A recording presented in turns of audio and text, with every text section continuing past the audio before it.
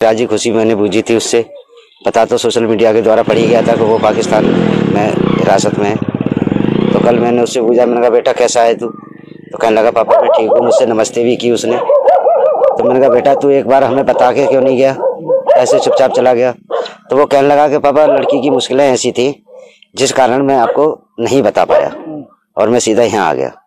तो मैंने तूने कितनी गलती करी है। फिर मैंने उससे कहा, मैंने कहा बेटा झूठ मत बोलना, बस जो भी बात हो सही सही बताना। उसके बाद में फिर उसे वहां से ले गए। अच्छा, जिस लड़की का जिक्र चल रहा है, क्या आपकी जानकारी में है? कौन है, क्या नाम है? नहीं, मैं नहीं जानता। नहीं जानता? नहीं। अच्छा, एक चीज और सोशल मीडिया के माध्यम से ही पता चली है या आपकी भी बात हुई होगी, क्या आपके बेटे ने ये बताया है आपको कि उसने इस्लाम कबूल कर लिया? नहीं, बेटे ने तो मुझे नहीं बताया। बाकी जो मेरे वकील हैं उन्होंने मुझे बताया कि आपके बेटे ने इस्लाम कबूल कर लिया है। और क्या बताया उन्होंने? उन्होंने वो केस लड़ रहे हैं हमारा, तो केस के बारे में बताते रहते हैं कि हम आपका बेटा आपके लिए भारत जरूर वापस करेंगे, चाहे इसके लिए हमें हद से गुजरना पड़े, और आपका बेटा आपके पास आएगा जरूर। जब इस्लाम कबूल कर लिया तो कैसे मानते, कैसे वापस आएगा बेटा? देखो ये बात तो नहीं कह सकते कि कितना सही है और कितना गलत है।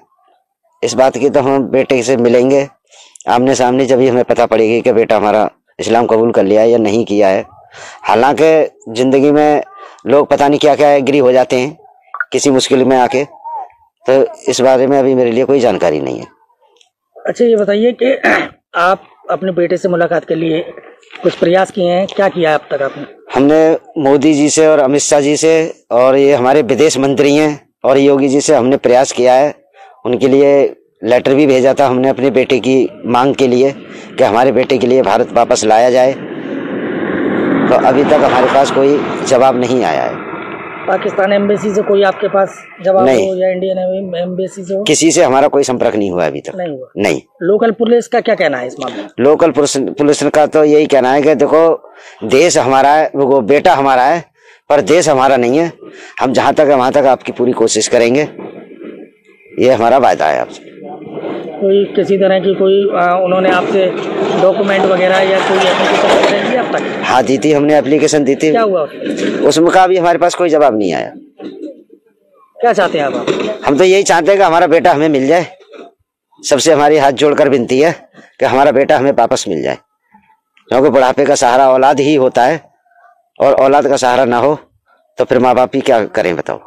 हम तो अपने बेटे के लिए मांग कर रहे हैं कि हमारा बेटा हमारे पास आ जाए। क्या नाम है आपका? गायत्री देवी। अच्छा, ये बताइए आपका बेटा पाकिस्तान गया था, पाकिस्तान जाने के बाद में आपकी बात हुई है क्या दोबारा? नहीं। अभी कल परसों में कोई वीडियो कॉल वगैरह हुई थी? हाँ कल भाई। कल भाई क्या बता रहा था? कोर्ट में तो बात वही, पहले तो उन्हें नमस्ते करी, फिर बोलो मम्मी चिंता मत करो और मैं यहाँ ठीक हूँ, कोई बात की दिक्कत ना है। और क्या बोले? गई बोले हमने कोर्ट ने उनकी जो अर्जी थी, जमानत की अर्जी, वो खारिज कर दी है। हाँ। आपको मालूम है इस बारे में? मुझे ना मालूम, मीडिया वाले ही बता रहे होंगे। और क्या बात हुई? अलीगढ़ आने को लेके क्या बात हुई?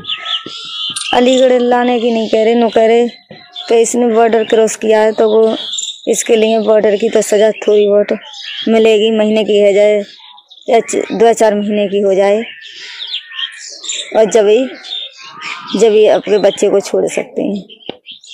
अच्छा, क्या ये बात भी हुई है कि उन्होंने, आपके बेटे ने वहाँ इस्लाम कबूल किया है, कुछ ऐसा हुआ? हाँ भैया।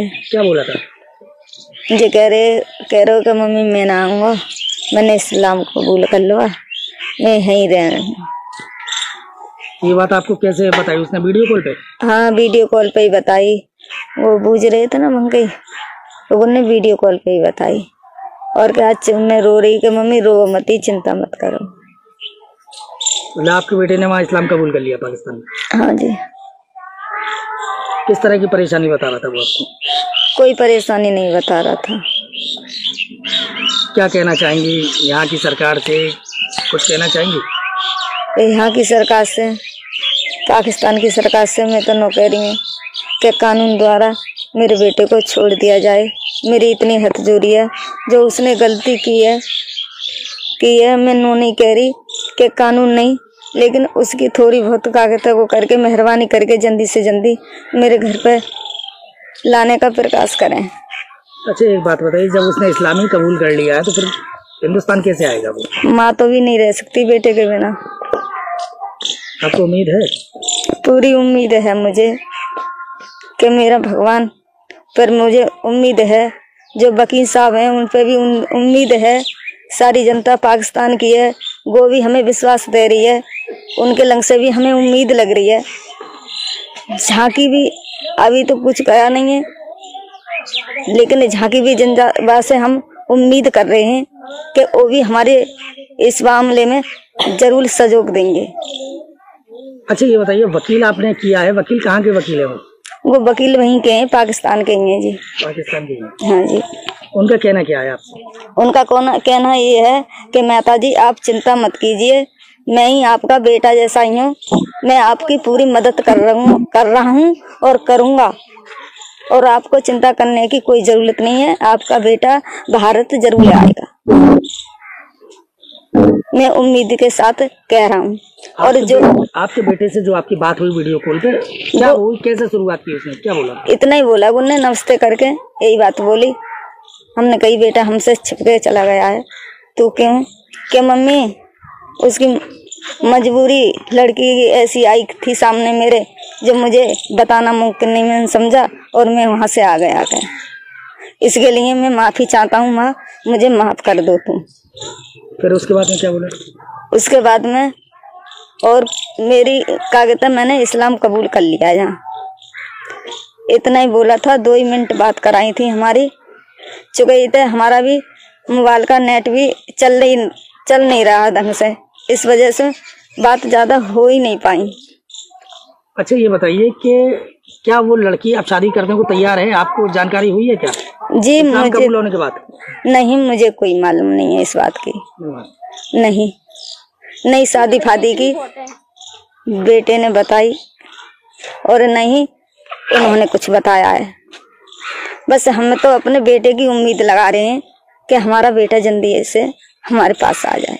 जहाँ की सरकार से भी विनती कर रहे हैं, वहाँ की सरकार से भी विनती कर रहे हैं, वकील साहब से, उनकी टीम से, सबसे विनती कर रहे हैं, जहाँ से और वहाँ तक कि बस हमारे बेटे को तो हाथ जोड़ के उनके लय हुआ है, लेकिन हमारे बेटे के लिए छोड़ दें। यहाँ पे पहुँच चुके हैं मंडी बहादुर। जैसा कि आप जानते हैं बादल बाबू के केस में थोड़ी देर में उसे कोर्ट में पेश किया जाएगा, और मेरे साथ डिस्ट्रिक्ट प्रेसिडेंट बार एसोसिएशन कैसर इमरान साहब भी मौजूद हैं और बहुत ज़बरदस्त तरीके से प्रोफेशनली इस केस को देख रहे हैं, और साथ में अभी मौजूदा सेक्रेटरी हमारा साहब बार एसोसिएशन डिस्ट्रिक्ट मंडी बहादुर भी मौजूद हैं, वो भी हमें पूरा सपोर्ट यहाँ से प्रोवाइड कर रहे हैं। प्रोफेशनली पूरी टीम, ये साथ उनके दोस्त हैं और टीम है कैसर साहब की, प्रोफेशनली पूरी टीम बड़ा ज़बरदस्त तरीके से इसको परसू कर रही है। एक जो आर्टिकल 10A की जो रिक्वायरमेंट है, राइट ऑफ फेयर ट्रायल, उसके लिए पूरी एक स्ट्रगल कर रही है, और यही पाकिस्तान के कॉन्स्टिट्यूशन की आप देखेंगे खूबसूरती है।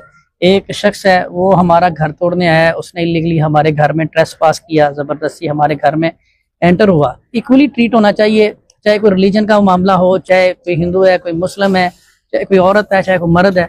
तो ये चीज़ें हैं जिसकी वजह से हम यहाँ पे मौजूद हैं, और आप देखें कि यहाँ पे किसी किस्म की कोई ऐसी गुंजाइश नहीं है कि अगर वो एजेंट नहीं है तो उसे एजेंट डिक्लेयर कर दिया जाए, और अगर कोई वो लवर है तो उसको फिर भी एजेंट डिक्लेयर, जो उसका रोल होगा ट्रांसपेरेंट तरीके से उसकी इन्वेस्टिगेशन हो रही है और वही सामने आएगा।